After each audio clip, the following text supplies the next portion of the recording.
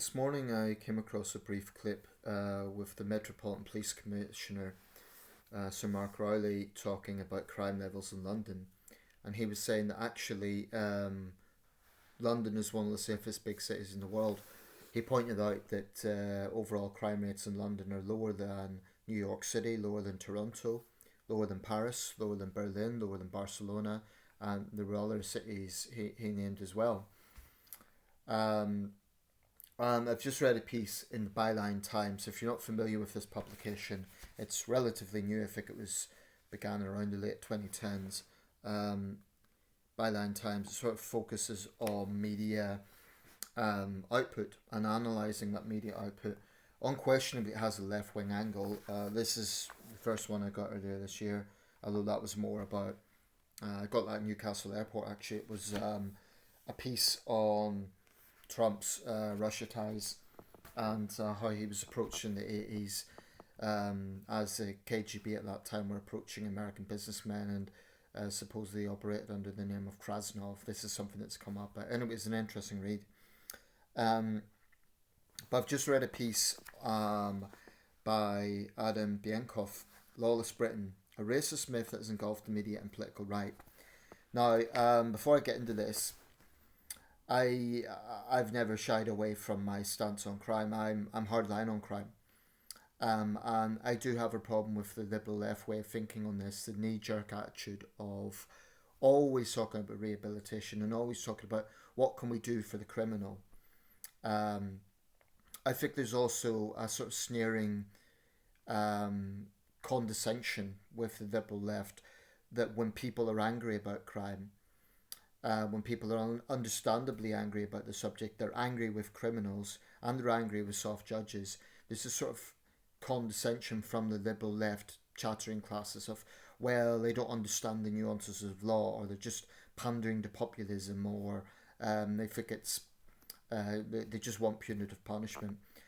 Um, the liberal left need to understand that victims of crime, most victims of crime, want justice.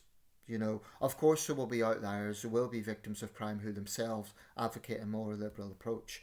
But I would say they're the minority. I think most victims of crime want to see the perpetrators held to account. And the British public are right, in my view, to feel angry about a justice system that in many ways is tone deaf. I think the Court of Appeal is stubbornly tone deaf to public opinion. Judges can claim that they understand public opinion. My follow up to that would be, if they do, then they're failing to respect public opinion. If they really understand the anger that is out there, they're just failing to show any respect to it, because it's like this monolithic, arrogant system that will just won't change. It just won't react to what the public want to see, which is tougher sentencing.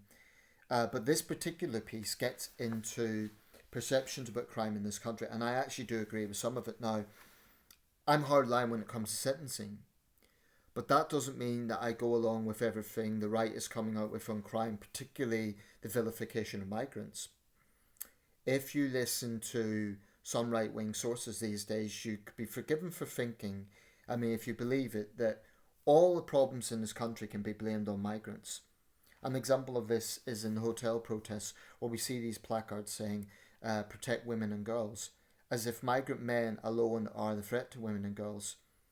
You know, they have nothing to say about the fact that, frankly, white far-right thugs would have no problem beating up their wife or girlfriend if their favourite football team lost. I've mentioned that before, because a lot of them do have records for domestic violence.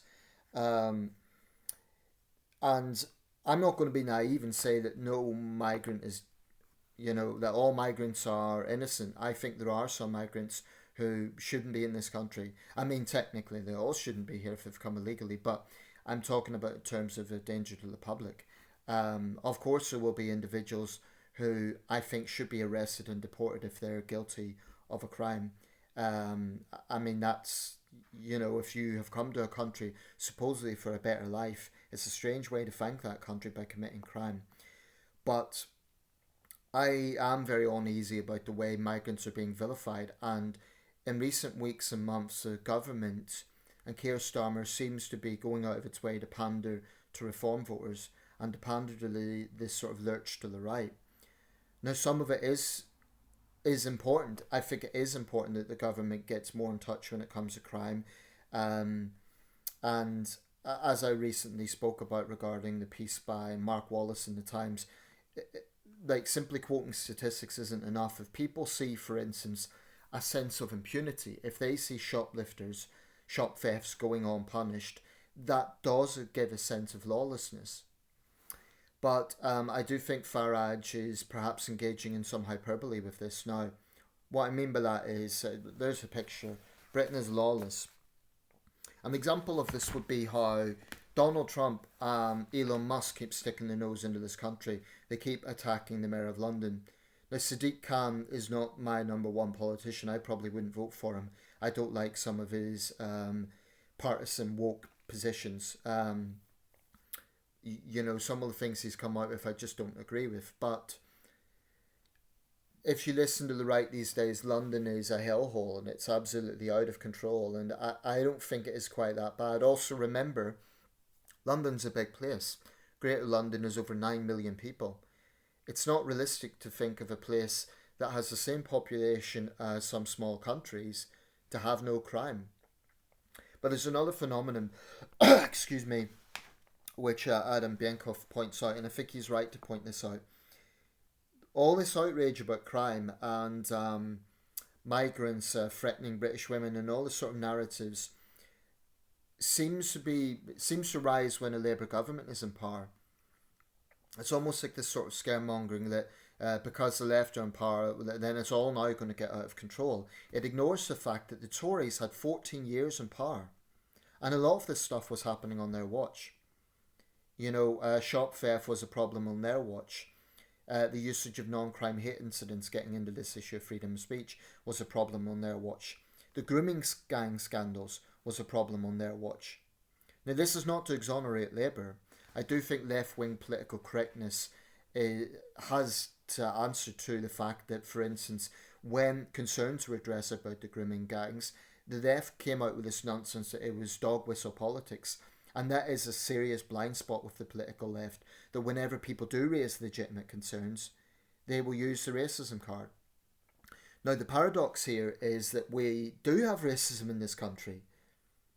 And it's almost like the sense of detachment that the left has shown when it comes to crime and immigration issues has fueled the far right, because then they get to swoop in and they get to say, oh look, it's a liberal elite, don't care about you. That isn't entirely true. But the issue with the grooming gangs, for example, when you had predominantly British Pakistani men preying on young white girls, that's just the reality. That sort of that sense of injustice, that sense of anyone who spoke out against it was branded a racist. I think it caused very deep anger, and I think the left have failed to really understand that. Even today, they're saying that you can't talk about that. Having said that, I do have a big problem with the way migrants are being vilified. I was reading one piece in the Eye, and it said that there was an Afghan man who was using a pseudonym, and he was scared to go near the windows in the building that he was in case the mob threw a brick into that window. These are not peaceful protests, so we need to stop hearing that narrative. Recently, some masked men tried to barge away into a hotel. They're not going there to have a cup of tea. You cannot tell me that's peaceful. As far as I'm concerned, they're basically lynch mobs. I mean, the right is very, very dishonest about this when they say they're just fed up citizens and they've got legitimate concerns and all the rest of it. There may be legitimate concerns over immigration levels, but if you are part of a crowd that is threatening violence against people inside a building, don't tell me that you're a peaceful protester. Don't focus on the issue of illegal migrants and turn a blind eye to all other sorts of crime and then say you're simply concerned about public safety.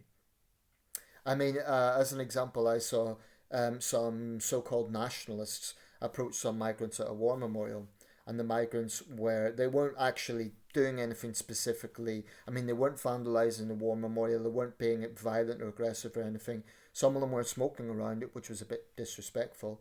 Well, anyway, the so-called Nashers got very aggressive and confronted him, and it's a war memorial, and of course, a lot of their supporters were coming online and praising the local lads for standing up to the migrant invaders. Recently, I saw two young white guys, teenagers, and they had beer cans around our local war memorial. So for me, I have a big problem with the right's hypocrisy on this. They have nothing to say when the perpetrators of antisocial behaviour, when the perpetrators of crime are white teenagers. They've not got a damn thing to say. I would hold Farage to account. If he really insists on being tough on crime, is that going to be across the board, or is it going to be targeted purely at migrants? And yes, some migrants do commit crime, and I think they should be deported. I'm not fundamentally opposed to the Prime Minister's announcement of deporting people who are here illegally, but I do think this lurch to the right is losing sight of the bigger picture. A migrant who, let's give an example, let's just break this down a bit. Let's say someone has come from Afghanistan because they fled the Taliban, right? That charming Islamist theocracy that hangs men for having the wrong beard length and stones women to death. Anyone who wants a better life would want to flee that country, right? Let's say they've come from that part of the world, and let's say they were in favour of their daughter being educated. And that's why they fled Afghanistan, because they had their lives threatened. And they come to this country, and technically they've come illegally because they haven't come by the legal means, which, by the way, is not straightforward. I think if the government actually made that more straightforward, people wouldn't feel forced to go through these means. But anyway, you're then sent to a hotel because that's where the government sends you. And after being through all of that, getting those death threats from the Taliban, then you see a mob of angry people outside wanting to do violence towards you. I mean, it's horrendous. Of course, there's going to be bad people among them. I'm not naive.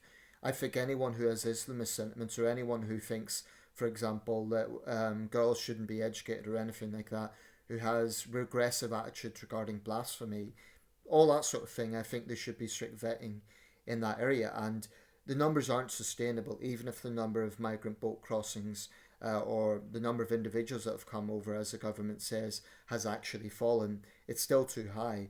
That is a strain on resources. So that's just a no-brainer. But I am very suspicious about the way there's this obsessive hysteria over migrants when so many other forms of crime seem to be underplayed by the right or ignored by the right. Why is there a focus on London? Could it be because there is a Muslim mayor of a Labour-run city? Where we see problems with crime, like I say, this is something that's been going on since the Tories were in power. So, I don't know, I do think there's a degree of scaremongering among the right. There is, this article does acknowledge that there's certain types of crime that are on the rise. Of course, like all fantasies, there is at least a grain of truth to it. While overall crime has been falling in London and the rest of the country for a very long time, some offences, such as shoplifting and fraud, have shown the recent increases. When people see visceral crime in London, for instance, if you have masked motorcyclists that mug people, that's a visceral thing. That's a distressing thing for the victims and for anyone witnessing it. That would give the perception of a lawless city like New York City in the 80s. It's nowhere near as bad as that, but that is a visceral thing. I also think that policing is a very big factor in this, where the police spend time, for instance, harassing people over having an opinion. The public understandably feel angry about that. So even if overall crime has reduced and is reducing, as Mark Wallace made in his piece, the point he made was that the public aren't going to care about statistics if there isn't, for instance, a visible sign that the police are doing something about these problems. And I think the example he gave is if you see someone involved in a shop theft, I was going to say shoplifter, but what would say shop thief, right? Because shoplifting kind of trivializes it. Let's say you have a shop thief and the police turn up and they put them in handcuffs. That would be a positive thing, but that isn't happening. They get away with a warning, if at all, if the police even bother showing up. When they appear before a judge, offence after offence after offence, they get sent away on a suspended sentence or a community sentence. So I still maintain, and this is an area where I would disagree with Byline Times, there is a fundamental problem in this country with the legal establishment and with sentencing. I mean, there's no reference here at all to sentencing. That is a very sore point. But to be fair, it's not a new thing. I mean, I would not go out of my way to defend Keir Starmer. I think he's made some very big mistakes as Prime Minister. But I will say this. A lot of the hysteria we're seeing from the right would imply that all these problems began in July 2024. They didn't. They've been going on for years under a Tory government. Remember, the Tories came to power in 2010, they left power in 2024. The way the right are talking these days are as if all of these things began last year. They didn't. And yes, it's the Labour government's Labour's responsibility to get a check on this, but I do think in that sense there's a bit of partisan dishonesty going on. So what I would like to see is, yeah, let's get control of illegal migrants, but I think that, you know, when you get government ministers saying there's legitimate concerns, I have a big problem with normalising mob mentality. Now, and also there is this hypocrisy with the right when it comes to crime. Let me give an example. That case I spoke about recently, the very distressing case where the two teenage thugs put fireworks into an elderly man's property in Dagenham, and he died from the fumes. It was an awful case, a very depressing case. The culprits only got 2.5 years and 6 years respectively. Now, one of the culprits had a West African name, right? So he was black, okay. But immediately all the comments were like, oh, it's so predictable and a good English name there. The implication being that no young offenders are white local names with a name like David Smith or Fred Jones. I can guarantee you, in my city, the young offenders are almost entirely white. And that would be true in other parts of the north of England. You go to Blackpool or Preston or Stockport, chances are a large number of the young offenders will be white. The point I'm making here is the issue is with criminality. There are black criminals, there's white criminals, there's Asian criminals. I don't think where crime occurs that political correctness should stop, for instance, identifying suspects. And I do think the Metropolitan Police have sometimes had their hands tied by lobby groups like Black Lives Matter, which I have no time for.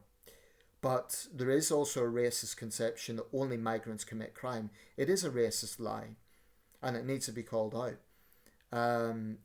The same with the narrative that only migrants pose a threat to women. Again, that simply is not true. So I kind of agree with the article, although I'm a conservative on crime, but I would go along with some of that. I do think that when we're thinking about crime statistics, and one thing I would bitterly oppose is the way that the right, whether it be Kimi Badenoch's Conservatives or Farage's Reform, how they have no problem with Donald Trump sticking his nose into this. You know, Donald Trump was sitting beside the Prime Minister and was openly insulting Sadiq Khan. And the most Starmer could muster up was, oh, actually, he's a friend of mine. Now, I have a problem with that, and I'll tell you why. I wouldn't necessarily vote for Sadiq Khan. You know, he's a left-wing politician. I'm centrist. And I think there's lots of valid areas to criticise Sadiq Khan on. But the fact of the matter is, the people of London have elected him 3 times. That's their right. So it can't be that terrible if they keep putting him back into office. This is none of Donald Trump's business. For him to swoop in as the leader of another country and say the Mayor of London's doing a terrible job. Imagine if Keir Starmer were to go to the United States and attack Eric Adams as Mayor of New York City and say he's doing a terrible job. It is so obnoxious and arrogant for Trump to think he can interfere in other countries this way. And the British right lap it up because Farage is a Trump fanboy. You know, Trump's his idol. The right seem to have no problem with Musk and Trump sticking their nose into this country's business. The last thing we need is the industrial scale lies of Donald Trump and Elon Musk and J.D. Vance. I mean, the lies that Musk came out with last year, for example, falsely claiming that rioters were being sent to the Falklands. And then the pathetic excuses that the right come out with. Oh, well, he made a mistake. Elon Musk is one of the most powerful men in the world. When you make a mistake at that level, it has implications. Elon Musk should stay the hell out of this country. So should Donald Trump. I think one of the biggest mistakes Starmer's made is rushing to make that invitation for a state visit. Why? Why should we pander to Trump to that extent? We need to work with him. The United States is the world's biggest economy. We do have old ties with the United States. We have to work with the United States. But I don't think that should translate as being overtly pandering to Donald Trump and his lies. Especially, I mean, this idea of taking lectures from Trump on crime, he's a criminal. He's a convicted criminal. This is a man who pardoned violent insurrectionists. Should we really be taking any lectures from Donald Trump when it comes to crime? I think not. Elon Musk is a liar. Elon Musk, I mean, this is another big problem I have with the right. Earlier I was talking about issues around free speech, and I stand by everything I've said, but that does not mean, and I really want to underscore this point, it doesn't mean that I think spreading lies is okay. It doesn't mean that I think, because I don't think that inciting violence is okay. Now, what Musk and Trump seem to think is it's perfectly okay to just spew out lies, to vilify people on an industrial scale. And hey, it's free speech. It's dangerous. It's bloody dangerous. And the fact that the British right, Kimi Badenoch's Conservatives and Farage's Reform are lapping this up, it's almost like they're encouraging Trump and Musk to interfere in domestic British politics. I think Labour actually need to be a bit more vocal about this. I think Starmer is far too hesitant when it comes to criticising Donald Trump. Other European leaders, Macron, Merz, have been more outspoken. Starmer is just too cautious. So, in summary, I broadly agree with the piece. I do think that the Liberal left have some blind spots. I think they've always been guilty of this knee-jerk attitude to crime whereby they think about rehabilitation and how can we understand the offender. What the Liberal left have to grasp is that people who are plagued by crime have every right to feel contempt, even hatred towards the criminal. They have every right to expect tough justice, because there is no excuse for terrorising other members of society. There just isn't. And tough justice is not punitive, it's justice. The public have a right to be angry with a justice system that really does seem detached, and I would argue is detached. The example I would give is the judge in Liverpool recently who actually thought that he was being tough because the young offender that he was dealing with had brandished a machete at a public event, and the judge said to the defendant that he was arrogant and he thought he would get away with it. So you think, okay, this is a judge that is actually in touch with public opinion. Then what do you read? The judge gives him a suspended sentence. And you think, this judge thinks he's being tough, but he gives the defendant a suspended sentence? Toughness would have been a custodial sentence. So yeah, I do think that without question, the legal establishment is living on another planet. Despite what they claim, I don't think they comprehend public anger, and if they really do, then they simply have an arrogant disregard for it.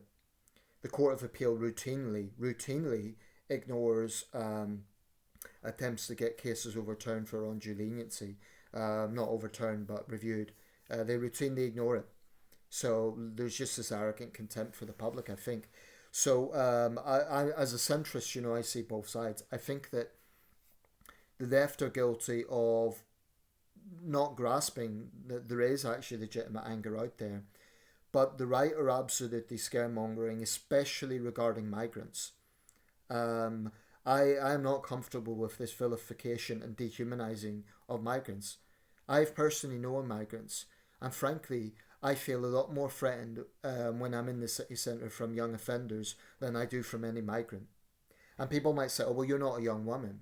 You might feel differently if you were a young woman and there was some predatory migrant coming after her. My point to that would be he should be punished and deported.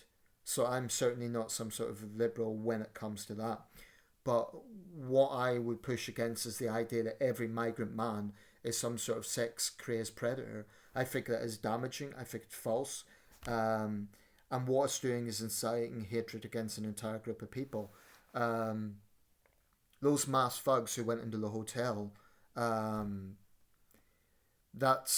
not tell me that's peaceful protest. And we see this happening in other parts of the world as well. In Australia, there was outright neo-Nazis taking part in anti-migrant demonstrations. A bunch of them attacked an Aboriginal camp yesterday in Sydney, beat up female encampment members. In Britain, they're a bit more subtle about it, but I have no doubt that the far right is behind a lot of this stuff, and the mainstream right has denied it. They always imply that whenever we hear the term far right, it's just an exaggeration by the left. There is a real problem out there. I do think there is a real cesspit of far right ideology in our midst, and I think the right are guilty of underplaying it. I mean, you could accuse the left of being guilty of underplaying the threat of Islamism, but I would say the right are guilty of underplaying the threat of the far right. And I think both are a problem. Not that it's a competition, but I naturally have a problem with any sort of extreme. So anyway, in conclusion, I think it's a good read. I agree with most of it, and I think there is some truth in the scaremongering. Nevertheless, what the writer needs to accept and what the left need to accept is visceral crime. When you see people being mugged, right? When you see judges giving people suspended sentences, when you see the police spending more time policing non-crime hate incidents, or at least the perception of spending more time on that, then it doesn't mean that London is out of control, but it does mean that that is the sort of thing that is going to anger people and make people anxious and concerned. Any victim of crime has a right to be angry and distressed. That's a no-brainer. So the left have to realise that simply talking about statistics isn't good enough.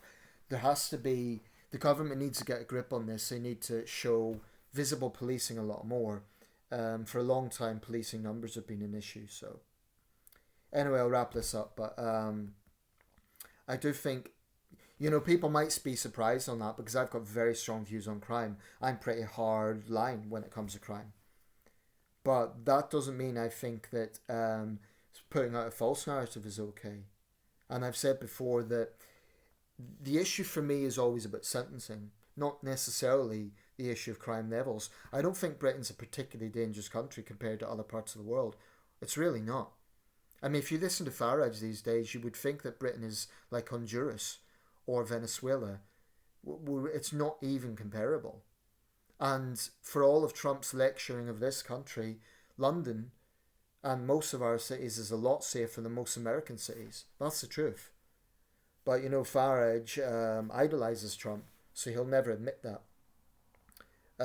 I think journalists need to put Farage a bit on the spot with that and say, Mr. Farage, you're saying this country is out of control. London is a lot bigger than St. Louis or Baltimore. So how do you explain that? It's that has to be challenged. I think the dehumanization and vilification of migrants is a problem. But by saying that, I'm not saying that they're all innocent. I think there are migrants who pose a threat and they should be deported. But this vilification of migrants, I just don't accept it. Because I personally know migrants, and I just don't think that this idea that they're all sex-crazed predators is accurate.